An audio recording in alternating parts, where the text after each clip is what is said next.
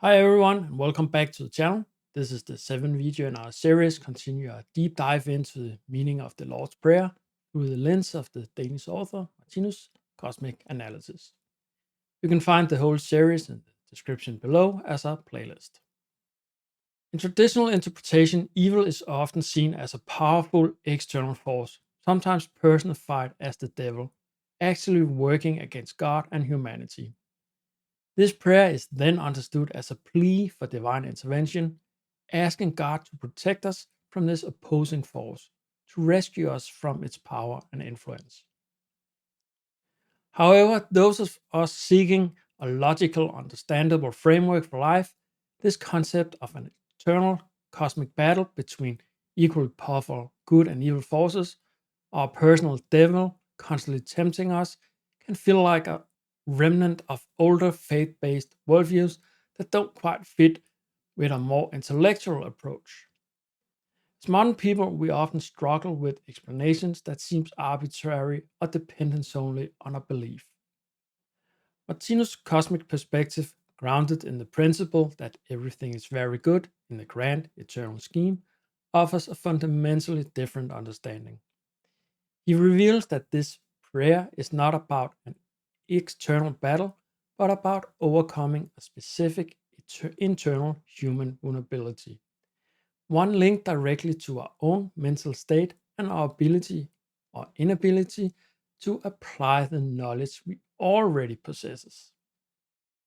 In this video, we will explore the traditional view of this prayer, clarify why Martinus' principle of everything is very good necessitates a different interpretation, and we'll link this phrase directly to the one preceding it, that is, lead us not into temptation, which we'll cover in another video, and this will ultimately make us understand how deliver us from evil is a prayer for the strength to use our intelligence to avoid unnecessary suffering.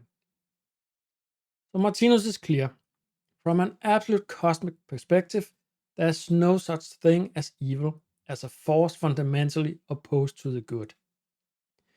Suffering, hardship, painful experiences are not punishment. They are necessary lessons within the divine plan for growth and gaining knowledge, especially in areas where we are still inexperienced. This kind of necessary experience gaining suffering is not the evil this prayer asks to be delivered from. It is, in a cosmic sense, very good as it leads to higher development. That is the experience gaining suffering I'm talking about here. It is part of an eternal plan that ultimately enables us to be alive. So, if absolute evil doesn't exist and necessary suffering isn't the target, what is the evil in this prayer that we are talking about? Martinus explains that this phrase is a direct continuation and supplement to the previous one, lead us not into temptation. As we discussed in the previous video, temptation for Martinus is largely about being lured into ignoring the knowledge and experience that we already have, or neglecting to seek advice we could assess. It's form of mental slackness or carelessness we are talking about here. The evil in but deliver us from evil is the result of yielding to that temptation. It is the suffering and injury we experience which we have enough knowledge to avoid, but didn't because we failed to apply that knowledge, didn't concentrate, didn't think it over, or simply acted thoughtfulness. It's essentially mental laziness that we ask to avoid. This mental slackness, this poor ability to reflect and apply what we know, and the painful consequences that flow from it, are what Martinus identifies as the specific evil this prayer addresses. It's not an external force dragging us down. It's an internal vulnerability that leads us to create avoidable trouble for ourselves. Think about making a mistake you knew better than to make, like ignoring clear warnings about a risky situation, whether it's a poor financial decision, a harmful habit, or acting impulsively in a relationship when past experiences told you not to. The pain and the negative outcome that follows isn't an act of external evil. It's the direct result of our own failure to utilize existing intelligence and learned experiences.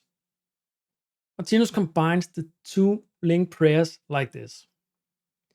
Help us not to let ourselves to be lured into ignoring the material of our experiences, our knowledge, or the rightful advice and guidance of others, but steadily to uphold our ability to avoid the evil or trouble of re-experiencing the suffering and pains which in reality we have knowledge and skill enough to be able to avoid. This interpretation transformed the prayer from a passive plea for external rescue into an active call for inner strength and mental discipline. It's a prayer for the power to be intellectually alert, to mobilize our knowledge and experience, and to apply it diligently to guide our action and avoid the unnecessary pain that comes from our own mental negligence.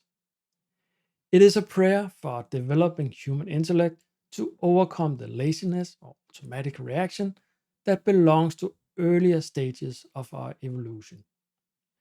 Doesn't this logical interpretation offer a much more relevant and empowering understanding of this prayer for modern people who are increasingly guided by intelligence rather than blind faith? It positions us not as helpless victims of external evil, but as beings capable of conscious development, learning to navigate life more effectively by mastering our own minds. That brings us to the close of this segment on But Deliver Us from Evil. In our next video, we'll cover the concluding phrase of the Lord's Prayer: For thine is the kingdom, the power, and the glory forever and ever. Amen. Martinus' explanation of this final concentration is a powerful synthesis of the entire prayer. If this cosmic interpretation resonated with you, please give the video a like. It generally helps these ideas get seen by more people. And if you haven't yet, please subscribe to the channel to follow the rest of the series and future exploration of Martinus' cosmic worldview. And finally, what are your thoughts on this view of evil? Please leave a comment below, and I read and appreciate everyone. Thank you for watching, and I hope to see you in the next video.